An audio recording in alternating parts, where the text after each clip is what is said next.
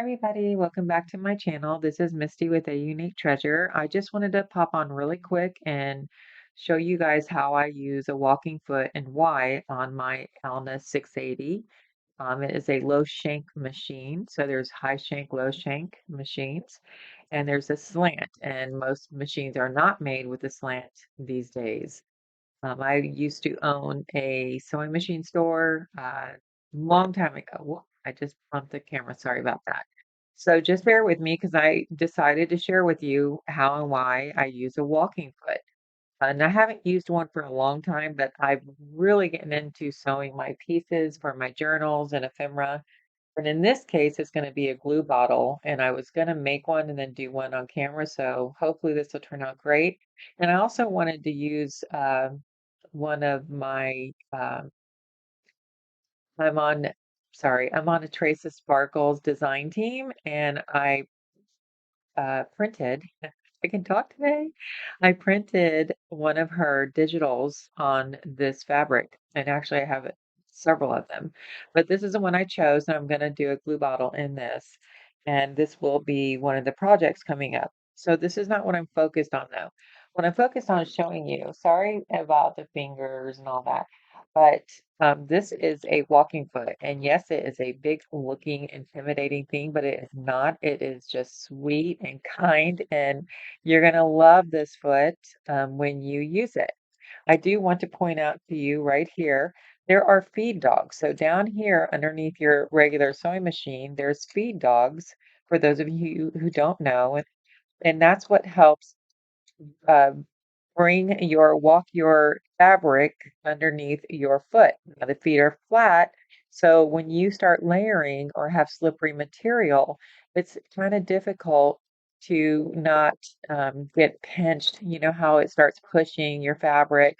Sometimes you can get lucky, and not on this type, but like if you're doing silks and things like that, you can change the pressure, but I wouldn't get into that unless you do look in your manual because all of everything that anybody can ever teach you basically is in your manual. That's how I learned. I became a foot expert when I owned my store.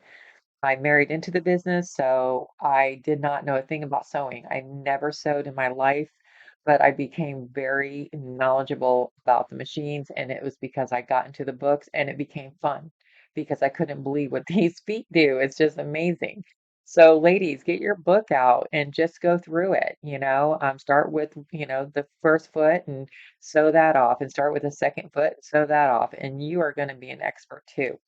So, because there's feed dogs here, what happens is these feed dogs here will help, will, again, I can't speak today, but these feed dogs and these feed dogs work together to sandwich the fabric going through the machine. So that's going to be fun. And I'm going to show you how simple and easy, and I apologize if my fingers get in the way, but this is the best I can do. I'm going to take off my regular foot and shank. And I like leaving the screw in there because I don't like having to find that little hole. And so I'm taking off the whole foot and shank, and I'm going to set that aside. And then I'm going to take this bar. Now there's a bar over here with another screw, okay? And it takes off this whole shank here. But we don't want to take it off. I'm just pointing out that there's a bar on this side of your machine for your walking foot. And that is where this piece here has to go up over the bar.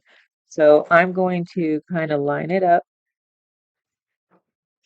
This might have to come out a little bit. And now this is above the bar over here, and this is in on the shank waiting to be tightened. So I'm going to go ahead and hand tighten this to the machine.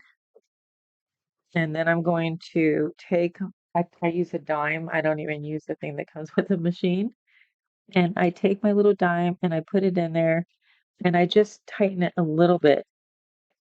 Okay, so with just a nice little hand tighten on the screw here, on the tightener here, you want to just do it nicely because you'll have a hard time getting it off if you like hand crank it too hard and you don't want to go through that.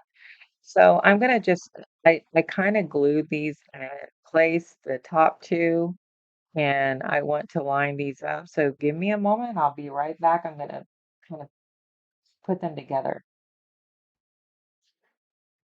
Okay, so what I did, all I've done so far is just pin my fabric together, and I haven't done that in a long time either. I usually just stick it underneath the foot and sew, but I'm not doing a quilt or anything like that that needs so much perfection. In fact, I will never do a quilt again because there's a lot of perfection in quilting, believe it or not. Okay, so what I'm gonna do is I'm gonna go ahead and start on this end because I did not pin it up to the very top for that reason. And just like any other foot, you want to make sure that, or regular sewing, you want to make sure that your thread is underneath the foot.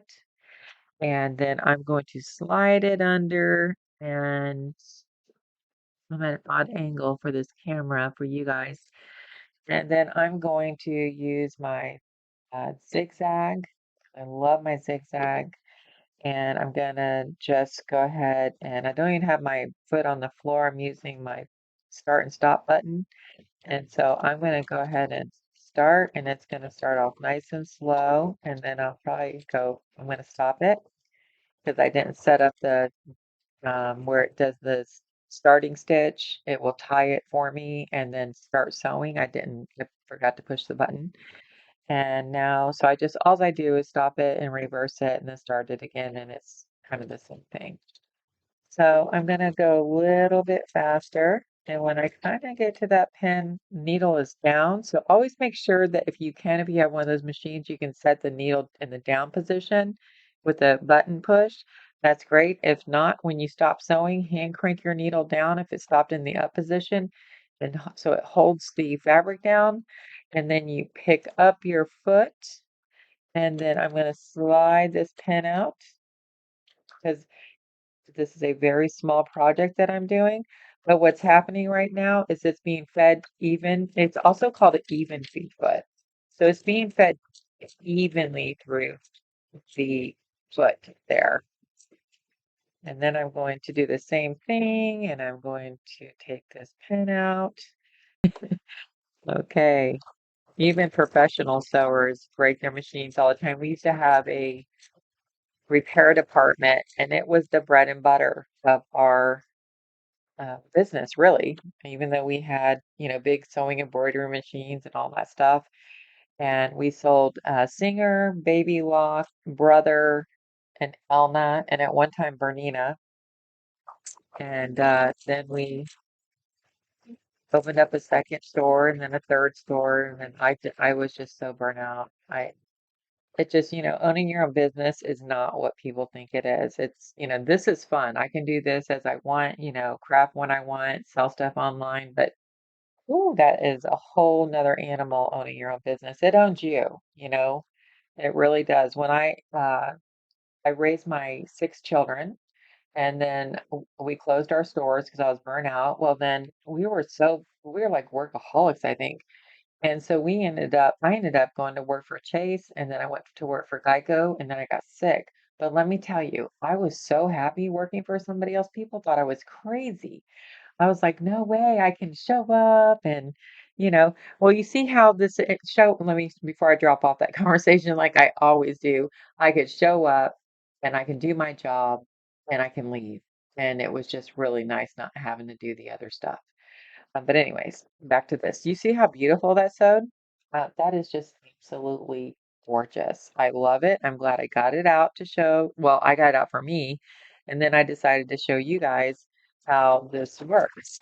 It works beautifully. Let's make sure my foot was down. So I'm not getting the pinching and the pulling and the folding over of the fabric because it's just sewing beautifully. It's just feeding them. It's sandwiching it. If I can talk. You're gonna hear me say that a lot. Right now I'm going through some like cognitive issues, and it's only because they've been trying to help me and trying to figure out what I know it's wrong. The chemotherapy kind of tears up your body, and I wasn't one of those lucky people that could go on with life afterwards.